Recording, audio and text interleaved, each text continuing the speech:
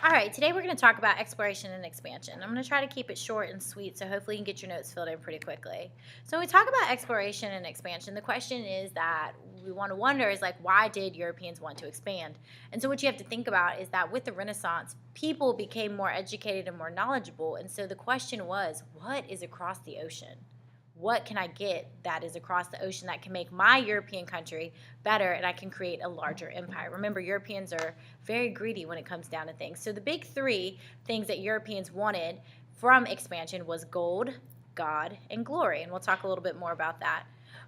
So when we talk about gold, God, and glory, the first thing we're going to talk about is money. Money equals gold during this time, and gold was important, just like Trinidad James says, all gold, everything, and that's what Europeans wanted. So the age of exploration was driven for the search of wealth.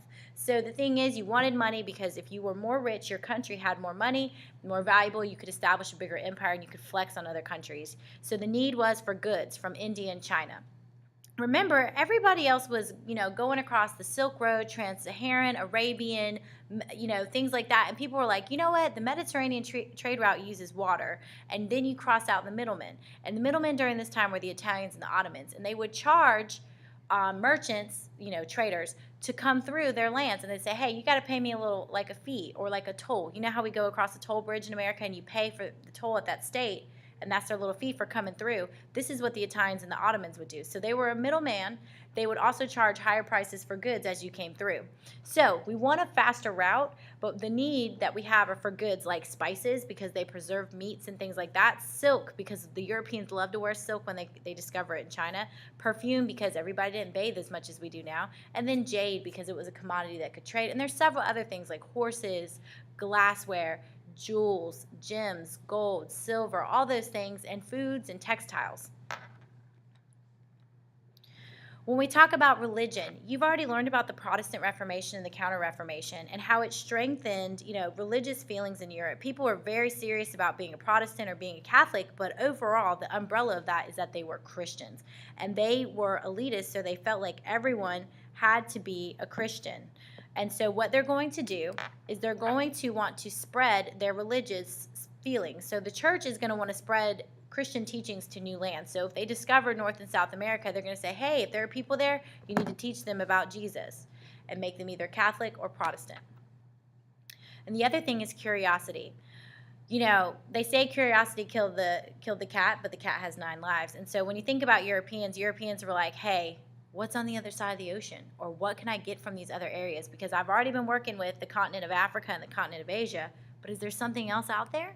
And as people become more educated, they are more curious. Educated and knowledgeable people question things. They become philosophers and they want to know. And so these guys and these explorers are going to want glory and fame, but also there's a drive for knowledge. Some explorers wanted to know what the uncharted oceans had to offer.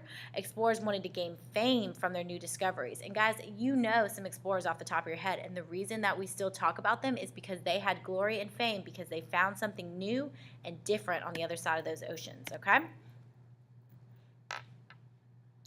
All right, and the other thing we're going to talk about is how did they get there. So the first thing you have to understand is that if we're going to get anywhere, we have to advance in technology. Unfortunately, boats and ships during this time were not as advanced, and so we have to innovate those ships so that they can make it across the Atlantic Ocean, but also carry goods in that ship. So what you're going to have is there's going to be 2 advances in technology that let Europe explore, the compass and the astrolabe. The astrolabe was created by the Muslims. Remember with the Crusades that we had all these exchange of ideas and things like that. The astrolabe uses astronomy like the stars and the moon to navigate. The compass can get you going. It uses magnets to get you in a certain direction, okay? And so these will be important with ships and navigation, especially on a giant ocean that you don't know which direction you're going in, okay? So when we talk about advances in shipbuilding, you're going to have a couple things that are going to happen. Europeans designed ships that could sit lower in the water, which meant that it allowed them to be stable and balanced. They had bigger cargo holds, which means that they could put more food, items that they found in the new lands they could bring back to their European country. Now they created the caravel, which was a light, fast ship. It had a beautiful lateen sail, which means it was triangular, but it could catch the wind at any direction. That's different than most other ships during this time because the other ships, their sails were square, which means the wind had to hit it at a certain angle for it to work, okay? It was steered with a rudder, which made it more maneuverable.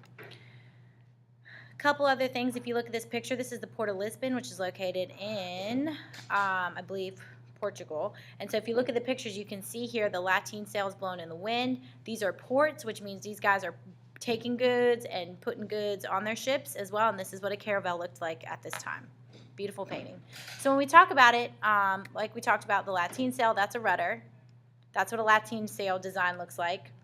And then they're even further, more detailed there. Okay, so it's maneuverable. When we talk about the advantages of the caravel, it was fast. It could maneuver into the wind. It was loaded with some cannons so you could fight another ship if necessary. And it became the most popular ship for exploration.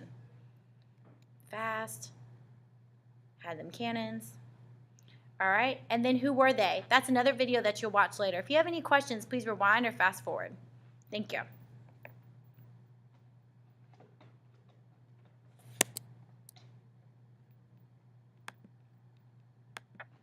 I don't think it's recording. It didn't record.